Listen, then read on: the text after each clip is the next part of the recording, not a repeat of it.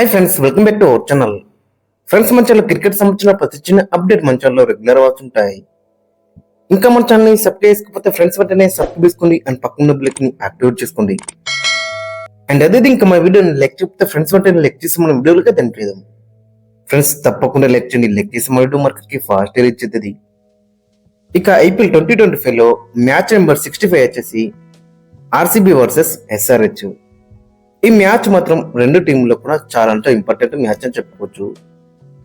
ఆర్సీబీకి చూసుకుంటే వీళ్ళు గట్టిగా ఫోకస్ చేసి ఏంటంటే టాప్ 2 కోసం వీళ్ళైతే గట్టిగా ఫోకస్ అయితే ఎత్తారు. ఇక మరోవైపు ఎస్ఆర్హెచ్ టేబుల్లో ఇప్పుడు 8th ప్లేస్ లో అయితే ఉన్నారు. సో కొంచెం ముందుకు వెళ్దాను వీళ్ళైతే చూస్తారు. ఆ టేబుల్లో మిడిల్లోకి వెళ్దామైతే వీళ్ళైతే చూస్తారు. సో కాబట్టి చాలా ఇంట్రెస్టింగ్ ఉండబోతుంది. దట్టు ఎస్ఆర్హెచ్ ఆర్సీబీ మ్యాచ్ అంటేనే చాలా ఇంట్రెస్టింగ్ ఉంటుంది.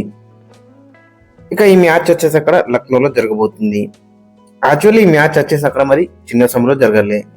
బట్ అక్కడ వెదర్ చూసుకుంటే, కరెంట్ సిచ్యువేషన్ చూసుకుంటే రెయిన్ అయితే డామినేట్ చేస్తుంది కాబట్టి మరి లక్నోకి అయితే షిఫ్ట్ చేసిళ్ళు. న్యూట్రల్ వెన్యూ అని చెప్పుకోవచ్చు. ఆల్రెడీ ఇక్కడ ఎస్ఆర్హెచ్ ఒక మ్యాచ్ ఆడింది, లాస్ట్ మ్యాచ్. సో అందులో మరి 200 ప్లేస్ అయితే మనోళ్ళు అయితే చేంజ్ చేసిండ్రు. గత సీజన్ లో చూసుకుంటే చాలా లో స్కోరింగ్ మ్యాచెస్ అయితే మనం చూసినాం. బట్ ఈ సీజన్ లో చూసుకుంటే చాలా బెటర్ పిచ్చెస్ అయితే మనకైతే కనబడుతున్నాయి. ఈ మ్యాచ్ లో కూడా అలాంటి కైండ్ ఆఫ్ వికెట్ ఎక్స్పెక్ట్ చేస్తున్నాం. ఇక ఇక్కడ మొత్తం ఐపీఎల్ హిస్టరీలో 20 మ్యాచెస్ జరిగితే అందులో ఫస్ట్ బ్యాటింగ్ చేసి 8 సార్లు గెలిచిళ్ళు, సెకండ్ బ్యాటింగ్ చేసి 11 సార్లు అయితే గెలిచిళ్ళు. ఒక మ్యాచ్ నో రిజల్ట్ గా ముగిసింది. అవరేజ్ ఫస్ట్ ఇన్నింగ్స్ స్కోర్ చూసుకుంటే 169, హైయెస్ట్ టీమ్ టోటల్ వచ్చేసి 235, హైయెస్ట్ సక్సెస్ఫుల్ చేసి వచ్చేసి 205. లాస్ట్ మ్యాచ్ మనం చూసినాం ఎస్ఆర్హెచ్ దాన్ని అయితే చేంజ్ చేసింది. ఇక వీరి మధ్య హెడ్ హెడ్ ఇక్కడ చూసుకుంటే మొత్తం 24 మ్యాచెస్ లో 11 మ్యాచెస్ ఆర్సీబీ గెలిచింది, 12 మ్యాచెస్ ఎస్ఆర్హెచ్ అయితే గెలిచింది. కొంచెం స్లైట్ ఎడ్జ్ ఎస్ఆర్హెచ్ వైపే ఉందని చెప్పుకోవచ్చు. ఇక టీమ్ సీజన్ అయితే ఫస్ట్ మనం ఆర్సీబీ టీం చూసుకుంటే మరి ఆర్సీబీకి అయితే చాలా ఇంపార్టెంట్ అని చెప్పుకోవచ్చు. ఆల్రెడీ వీళ్ళు క్వాలిఫైర్లు. బట్ టాప్ 2లో ఉండాలంటే ఖచ్చితంగా ఈ మ్యాచ్ గెలిచి తీరాల్సిందే. జీటీ కానీ పంజాబ్ కింగ్స్ కానీ సో వాళ్ళకి చాలా హై ఛాన్స్ ఉంది.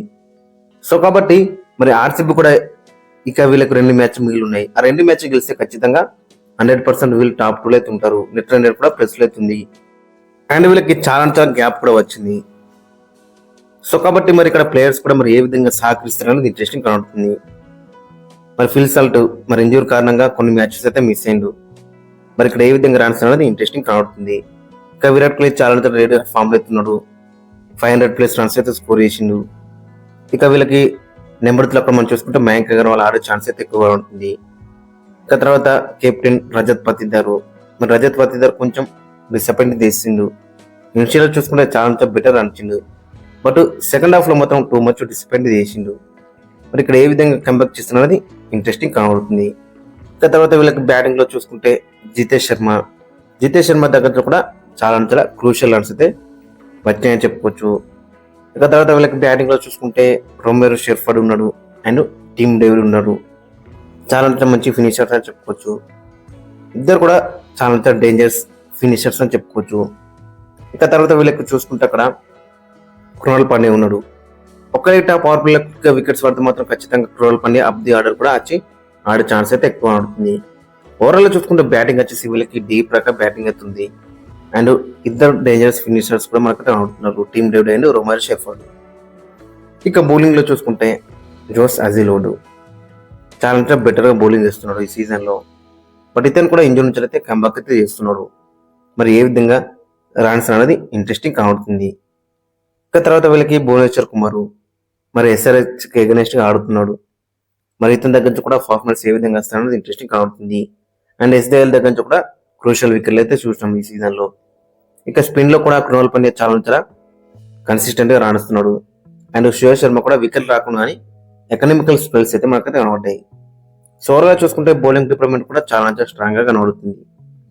ఇక ఈ మ్యాచ్ కి వీళ్ళ యొక్క ప్లేయింగ్ లో మనం చూసుకుంటే Virat Kohli Phil Salt opening లో బరిలోకి దిగుతారు. ఇక నెంబర్ 3 లో మయాంక్ అగర్వాల్, నెంబర్ 4 లో రజత్ పతిదార్, నెంబర్ 5 లో జితేష్ శర్మ, నెంబర్ 6 లో రొమేరో షెర్ఫర్డ్, నెంబర్ 7 లో టీమ్ డేవిడ్, నెంబర్ 8 లో కృణాల్ పాండ్యా, నెంబర్ 9 లో భువనేశ్వర్ కుమార్, నెంబర్ 10 లో జోస్ అజిలోడ్, నెంబర్ 11 లో ఎస్డిఎల్ ఇంపాక్ట్ గా శ్రేయస్ శర్మ. ఒకవేళ జో సైజులోడు ఇంకా కోలుకోకపోతే మాత్రం ఖచ్చితంగా లుంగి ఎంగిడి ఆడే ఛాన్స్ అయితే ఎక్కువ కనబడుతుంది. ఇక మరోవైపు ఎస్ఆర్హెచ్ టీం తీసుకుంటే మరి ఎస్ఆర్హెచ్ కూడా చాలా స్ట్రాంగ్గా కనబడుతుంది. కొంచెం మధ్యలో కొన్ని మ్యాచెస్ వినా కానీ లాస్ట్ 2-3 మ్యాచ్ నుంచి చూసుకుంటే చాలా బెటర్ రాణిస్తున్నారు. ఆల్రెడీ వీళ్ళైతే ఎలిమినేట్ అయ్యారు, బట్ ప్రైడ్ కోసం ఆడుతున్నారు. నథింగ్ టు లూజ్ కాబట్టి చాలా మంచి క్రికెట్ అయితే మనకైతే కనబడుతుంది ఎస్ఆర్హెచ్ దగ్గర నుంచి. లాస్ట్ మ్యాచ్లో చూసినాక ట్రావెల్స్ లేకున్నా కానీ దట్టు ఎక్నా స్టేడియంలో మరి ఏ విధంగా రాణించాలో 200+ టార్గెట్ అయితే మన వాళ్ళైతే చేజ్ చేసిళ్ళు. సో ఇప్పుడు కూడా అదే పిచ్లో ఆడబోతున్నారు, అదే గ్రౌండ్లో ఆడబోతున్నారు కాబట్టి మరి ఎలాంటి ఫార్మేట్స్ వస్తుంది అనేది చాలా ఇంట్రెస్టింగ్ కనబడుతుంది. లాస్ట్ మ్యాచ్లో చూసుకుంటే అభిషేక్ శర్మ 59 కొట్టిండు 20 బాల్లో 295 స్ట్రైక్ రేట్తోని. ఇక క్లాసెన్ 47 కొట్టిండు, ఇషాన్ కిషన్ 35 కొట్టిండు, కమింద్ మెండిస్ 32 అయితే కొట్టిండు. ఇక అనికేత్ వర్మకైనా నితీష్ కుమార్ రెడ్డికి ఎక్కువ ఛాన్స్ అయితే రాలేదు. లాస్ట్లో వీళ్ళిద్దరు కూడా ఫినిషింగ్ టచ్ అయితే ఇచ్చిళ్ళు. సో ఓవర్లో చూసుకుంటే మనం బ్యాటింగ్ ఆర్డర్ అనేది చాలా బెటర్గా కనబడుతుంది. అందరి దగ్గర నుంచి కూడా లాస్ట్ మ్యాచ్ అయితే రన్స్ అయితే వచ్చినాయి.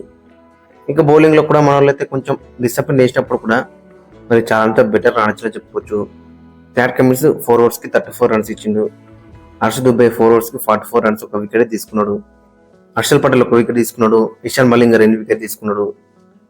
బట్ ఇక్కడ ఇంట్రెస్టింగ్ ఏంటంటే జీసన్ అన్సరీ ప్రతి మ్యాచ్లో కూడా 2 రన్స్ ఇస్తున్నాడు. ఫుల్ కూడా వేస్తాడా ఏదైనా డౌట్ మనకైతే కనబడుతుంది. సో కాబట్టి ఖచ్చితంగా మరి తన ప్లేస్లో రాహుల్ చౌదరికి ఛాన్స్ ఇస్తే బెటర్ అయితే ఉంటుంది.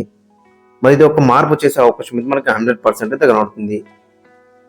రాహుల్ చౌదరికి ఖచ్చితంగా ఛాన్స్ ఇవ్వాలి. ఇక లాస్ట్ మ్యాచ్లో మనం చూసినాక ఆ తర్వాత అయితే ఓపెనర్గా వచ్చిండు. ఇనిషియల్గా మంచి 2-3 షాట్లు అయితే కొట్టిండు, బట్ పెద్ద కింద అయితే కావచ్చలేకపోయిండు. ఒకవేళ ట్రావెల్స్ రెడ్డి ఇంకా కోలుకోకపోతే మాత్రం ఖచ్చితంగా అయితేనే కంటిన్యూ అవుతాడు. ఇక నితీష్ కుమార్ రెడ్డి దగ్గర కూడా లాస్ట్ మ్యాచ్ మనం చూసినాక కొన్ని ఓవర్స్ వేసిండు అండ్ చాలా బెటర్ రాణించి ఒక వికెట్ తీసుకున్నాడు. ఇక ఈ మ్యాచ్కి వెళ్ళి ఒక ప్లేయింగ్ లెవెల్ అక్కడ మనం చూసుకుంటే అభిషేక్ శర్మ ఆ తర్వాత అయితే ఓపెనింగ్లో బార్లకు దిగుతారు. 3లో ఇషాన్ కిషన్, 4లో నితీష్ కుమార్ రెడ్డి, 5లో హెన్రిచ్ క్లాసన్, 6లో అనికేత్ వర్మ, 6 అభినవ్ మనోహర్, 7లో కమింద్ మెండిస్, 8లో హర్ష దుబే, 9లో ప్యాట్ కమిన్స్, 10లో రాహుల్ చౌహార్, 11లో హర్షల్ పటేల్, ఇంపాక్ట్ ప్లేయర్గా ఇషాన్ మలింగ. ఒకవేళ ట్రావెల్స్ సైడ్ ఆడపోతే మాత్రం ఈ ప్లేయింగ్ లెవెల్తో బర్లే దిగే ఛాన్స్ అయితే ఎక్కువగా ఉంటుంది. ఒకవేళ ట్రావెల్స్ సైడ్ ఆడితే మాత్రం ఖచ్చితంగా అతను ఆడతాడు అండ్ అభినవ్ మనోహర్ కూడా ఆడే ఛాన్స్ అయితే ఎక్కువగా ఉంటుంది. ఈ విధంగా అయితే ఉంది మన ఎస్ఆర్హెచ్ ప్లేయింగ్ లెవెన్. ఖచ్చితంగా ఈ మ్యాచ్ గెలుద్దామని అయితే చూస్తారు, టేబుల్లో కొంచెం ముందుకు వెళ్దామని అయితే చూస్తారు. ప్రస్తుతం టేబుల్లో 8th ప్లేస్లో అవుతున్నారు. ఈ మ్యాచ్ గెలిస్తే కొంచెం ముందుకు వెళ్ళే ఛాన్స్ అయితే ఎక్కువగా ఉంటుంది. నథింగ్ టు లూజ్ కాబట్టి మరి చూడాలి ఏ విధంగా రన్స్ అనేది ఇంట్రెస్టింగ్ కనబడుతుంది. ఇక మరోవైపు ఆర్సీబీ ఖచ్చితంగా వీళ్ళు టాప్ 2 కోసం ఏమైతే చేస్తారు, మరి ఏ విధంగా రన్స్ అనేది ఇంట్రెస్టింగ్ కనబడుతుంది. ఫ్రెండ్స్ మరి మీ యొక్క ఒపీనియన్ కింద కామెంట్స్ అయితే మెన్షన్ చేయండి. ఏ టీం కలిసింది అండ్ మీ యొక్క ప్లేయింగ్ లెవెన్ కూడా కింద కామెంట్స్ అయితే మెన్షన్ చేయండి.